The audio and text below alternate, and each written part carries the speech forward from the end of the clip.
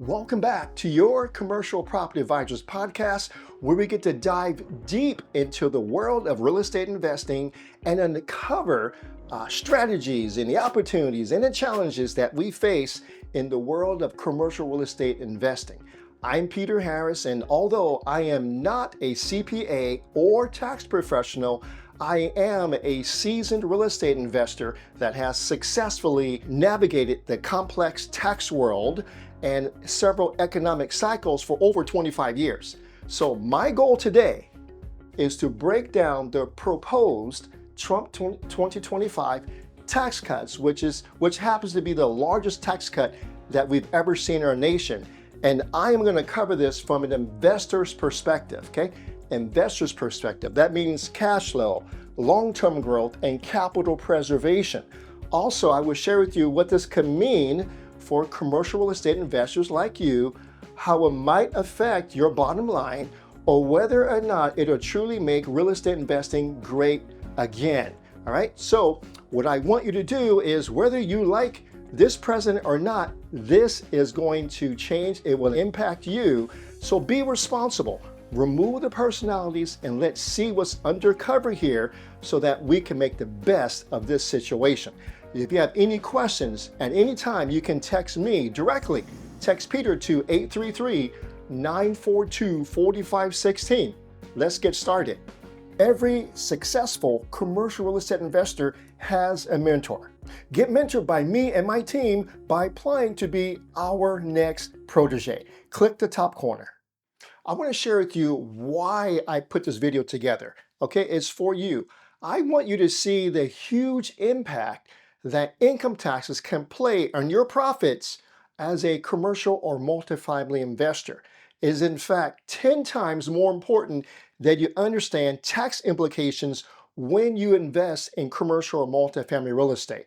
I put together a table behind me that will illustrate that for you.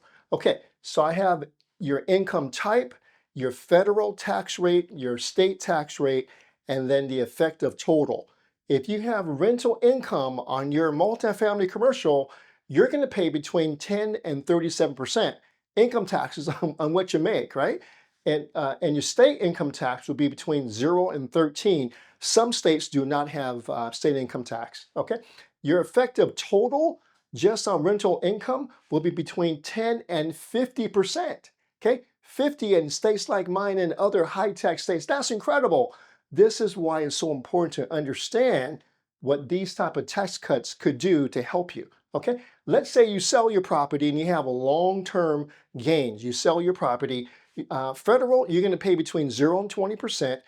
State taxes, you're going to pay between 0 and 13%. So your total could be up to 33% when you sell your property, okay? That is huge. It's one of your largest expenses that you're going to have as a commercial or multifamily investor. Hopefully now I can ask a question. Do you understand the importance of knowing what these tax cuts are? I hope you do. All right, let's go to the next part. I'm going to share with you what I believe are the top 3 tax cuts or proposed tax cuts that could help us the most, okay? And these tax cuts come out of the Trump's Tax Cuts and Job Act of 2017, okay? So it was several years ago, and they are due to phase out, okay? Most of them, nearly all of them in 2025. So we want to bring some of them back, and today I'll go over what I believe are the top 3 that we need to hope for. The first one is the continued bonus depreciation, okay? This concerns cost segregation, which is accelerating the depreciation of your property to do wonders for your property. It's a magic pill for us commercial real estate investors. A video will appear where I simplified the cost seg process for you. So check it out. Okay, so the Tax Cuts and Job Acts of 2017 allowed for immediate 100% depreciation depreciation deduction. So the first year that you bought the property, you can write off tens of thousands or hundreds of thousands of dollars one time. That's literally amazing that we're able to do that. However, This was back several years ago. So in 2025, that 100% has dropped down to 40. Next year in 2026, it's going to jump down to 20%, and it will be phased out to 0% in 2027. Okay, here's the proposal. The proposal is to bring back 100% bonus depreciation in these tax cuts. And here's the reason why. I'll use a very simplified example.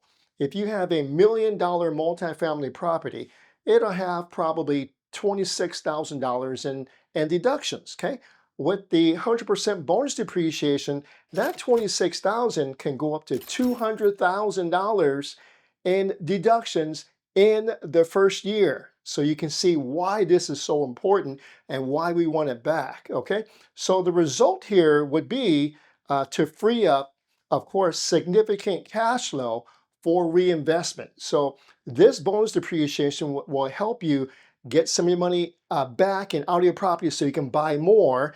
And then also, secondly, it will incentivize us, real estate investors, to do upgrades and improvements on our property with the money that we receive back. Got it? So really, really important. Okay, so that was number one. Let's go to number two.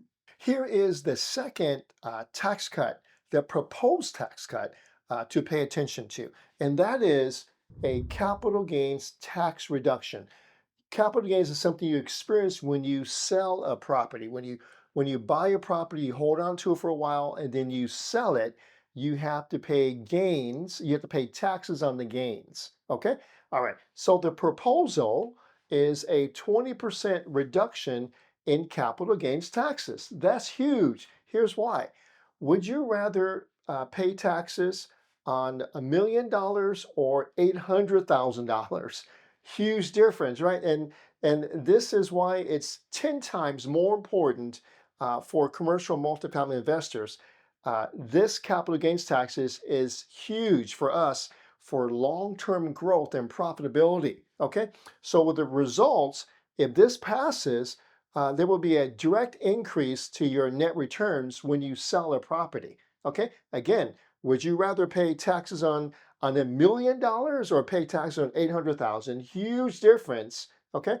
Next, it encourages property owners to buy and sell and just general investment. So the general activity of real estate will pick up if this is continued. Okay. And lastly, when you reduce your capital gains taxes for like 20%, which is huge, there's a long-term investment incentive. Okay, so long-term investing will keep going. This is just generally good for real estate investing in general, especially for commercial and multifamily investors like you and I. All right, that's number two. Let's go to number three. Got questions? Simply text the word Peter to 833-942-4516 and we'll help you. All right, here is the last but not least. This is the third proposed tax cut. It is a requested continuation of the 2017 Tax Cuts and Job Act that Congress passed, okay, in 2017, that we want to continue, okay, because we need it, okay? So here it is. This is the proposal to extend, okay, the pass-through deduction. We call this Section 199A. Let me explain.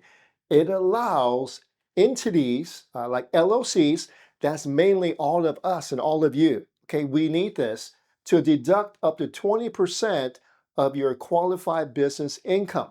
All right, so instead of, if you make this much money, right, and you don't have this, you get taxed on this much.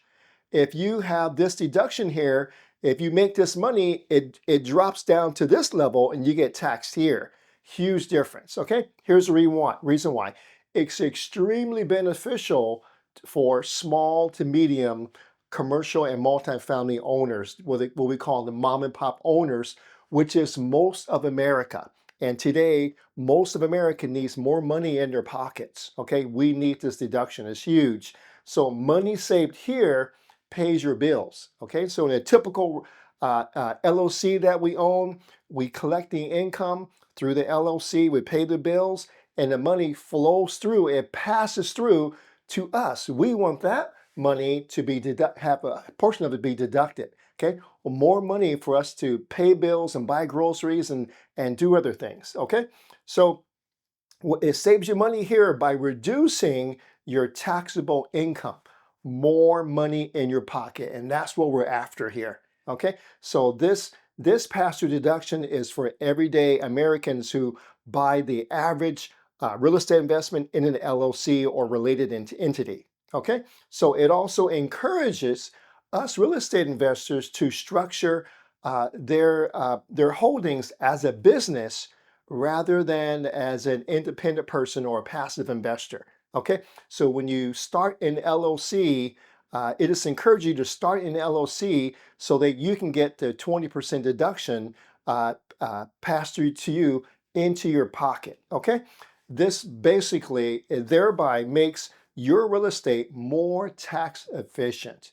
Okay, that's what we want. Okay, this is so important moving forward to have this in our pockets as real estate starts to come back and get more and more popular. This is huge tax savings that we can have. Got it? All right. Okay. So I just gave you just 3 of the many proposed tax cuts that we have to look forward to.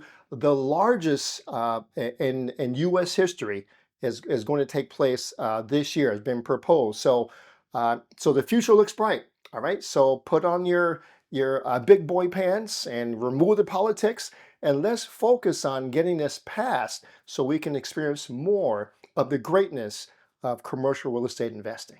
All right. Okay. Thanks, everyone. If you hung out with me this long, you are absolutely my favorite. I appreciate you so much. If you want more videos like this, go ahead and hit the subscribe button. Go ahead and also like the button and encourage us to produce more good content for you. Thank you so much, and I'll see you at the next video.